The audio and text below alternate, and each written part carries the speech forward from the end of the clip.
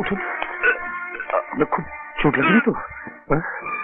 উঠুন উঠুন, আমি সাহায্য করছি। উঠুন, আপনার লাগেনি তো?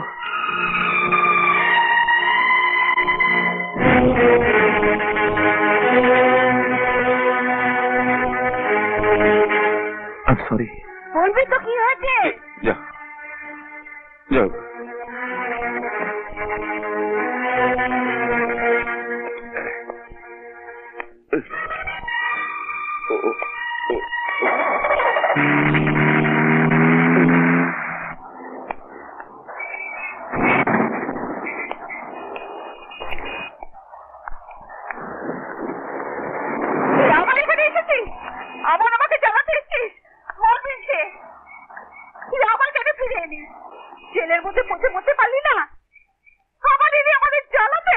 এতদিন পর আমি জেল থেকে ফিরে এলাম, তুই আমায় এইভাবে কথা শোনাচ্ছিস মালতী?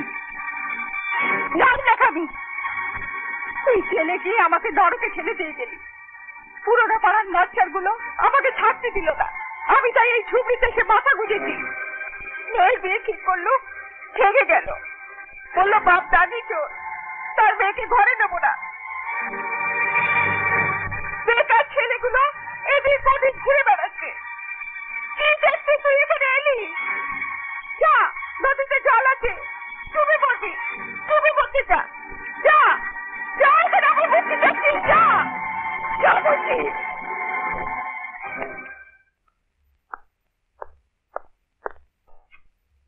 কি ব্যাপার অমর? আজকে বৃত্তশালী অপরাধীকে গ্রেপ্তার করার জন্য আপনার অনুমতি দরকার স্যার। আমার আলাদা অনুমতি কি দরকার? একজন থানার ইনচার্জ হিসেবে সে অধিকার তোমার আছে। কিন্তু আসামির বিরুদ্ধে নির্দিষ্ট কোনো প্রমাণ নেই। কোনো সন্দেহ থাকলে তুমি তাকে অ্যারেস্ট করতে পারো। কিন্তু লোকটাকে? বিপ্লব দাস। বিপ্লব দাস? ও সেই মেকানিক? হ্যাঁ। তোমার বড়দা?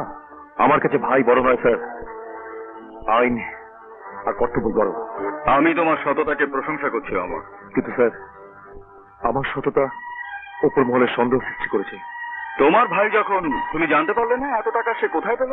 কিন্তু আমি যতটুকু জানি বিপ্লব নির্দোষ। হ্যাঁ, আমি ঠিক বলছি। সে 25 লক্ষ টাকা সোনার বিস্কুট আমাদের জমা দিয়ে, তার পুরস্কার স্বরূপ সে পেয়েছে তার 20%। এই দেখো তার রেকর্ড।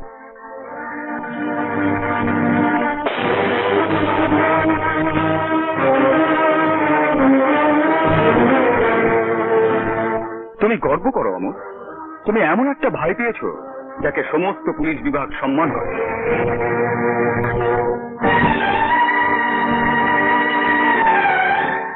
Sorry sir. বরং যারা আসল অপরাধী তাদের অ্যারেস্ট করো। যারা দীর্ঘদিন ধরে সবার চোখে ধুলো দিয়ে এই সমস্ত চোরাচালান চালিয়ে যাচ্ছে, যদি পারো তাদের অ্যারেস্ট করো। তোকে আমি মারবো না, মারলে তো কোনো কষ্টই পাবে না। আমি তোর সঙ্গে ছায়ার মতন ঘুরবো, তোর জীবন দুর্বিষহ করে তুলবো। প্রত্যেকটা রাত্রি তোর হবে কালো রাত্রি, প্রত্যেকটা মুহূর্ত তুই প্রাণের ভয় কাটবি। কিন্তু মরবি না, আমি তোকে মারবো না। তুই মরবি না, মরবি না, তুই মরবি না।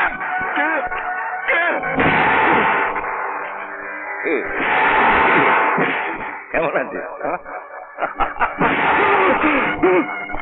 কি হয়েছে স্যার? ওই লোকটা কোথায়? ওখানে ছিল, ওখানে ছিল। ওকে ধরো। কি হয়েছে স্যার? ও সেই লোকটা কোথায় গেল? স্যার আমরা বাইরে ছিলাম, কেউ কোথাও নেই। যাও বাইরে দেখো, যাও। তুমি এসো। কোথায় যাবে? ওদিকে দেখো, ওদিকে। হ্যাঁ, ওদিকটা, ওদিকটা। কেউ কোথাও নেই স্যার।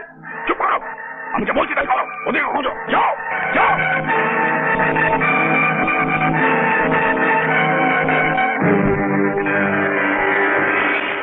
স্যার রুবি ম্যাম সব ঘরে নেই স্যার। কোথায় গেল দেখো গিয়ে।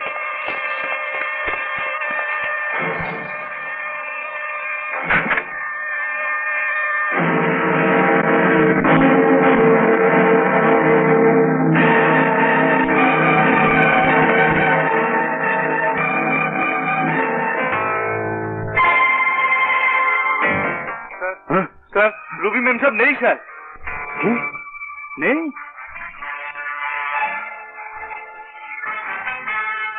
তুমি বলেছিলেন ও আসেনি, কিন্তু আমি ঠিক জানি সে এসেছিল। রোজ রাতে আসে। ও ও আমার জীবনকে হেল করে দেবে বলেছিল, আমাকে তিলে তিলে মারবে বলেছিল। ও ওই আমার রুবিকে তুলে নিয়ে গেছে। যাও, ওকে খুঁজে বার করো। কিন্তু কিন্তু ওকে আমি কখনো দেখিনি, চিনব কি করে? সদ্য জেল থেকে ছাড়া পেয়েছে। ওই হচ্ছে বিপ্লবের বাবা। মুখে একরাশ দাড়ি, একটা হাত নেই। ওই বাপ ছেলে মিলে আমাকে সর্বশান্ত করার আগে আমি পিঁপড়ের মতো ওদের টিপে ধরবো। আমি ঠিক জানি ওই আমার রুবিকে উঠে নিয়ে গেছে। আর দেরি করো না, যাও যাও। Okay sir.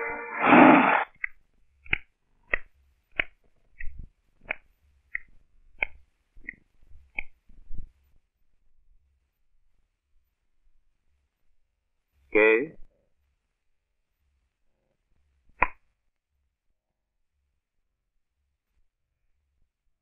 রুবি, তুমি কেন এসেছো? কি কাটা ঘায়ে নুনে ছিটে দেবার জন্য? হ্যাঁ, ওরা সবাই চলে গেছে, সবাই চলে গেছে। যাও যাও, তুমিও চলে যাও। আমি তোমায় কোনোদিনও ভালোবাসিনি, সবটাই ছিল অভিনয়। বিপ্লব, যে জিতেন চৌধুরী আমার মাথায় কলঙ্ক দিয়েছিল, তার মেয়েকে আমি ভালোবাসতে পারি? No, never. বিপ্লব, আমার আপন জনেরা আমায় ছেড়ে চলে গেছে। তুমি কি ওদের চেয়েও আমার আপন? তুমি তুমি এই কথা বলতে পারলে? প্লিজ, তুমি তুমি চলে যাও আমার সামনে থেকে। আমি তোমাকে দুঃখ দেবার জন্য আসিনি বিপ্লব। আমি চিরদিনের মতো ঘর ছেড়ে চলে এসেছি তোমার কাছে থাকবো বলে। তুমি যদি আমার গ্রহণ না করো তাতে আমার ক্ষতি নেই বিপ্লব। তোমার কাছে শেষ অনুরোধ, নিজেকে এভাবে নষ্ট করো না।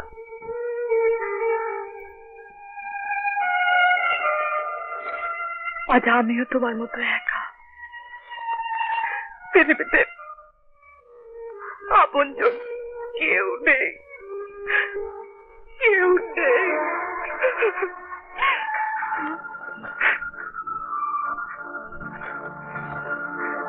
হয়তো আমাদের আজ কোনোদিন দেখা হবে না। চল না। রুবি,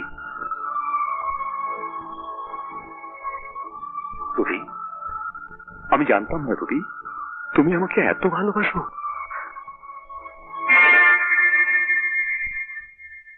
বিপ্লব, রুবি, বিপ্লব। রুবি। এরকম আরো অনেক সিনেমা দেখতে হলে ডাউনলোড করুন ক্লিক অ্যাপ।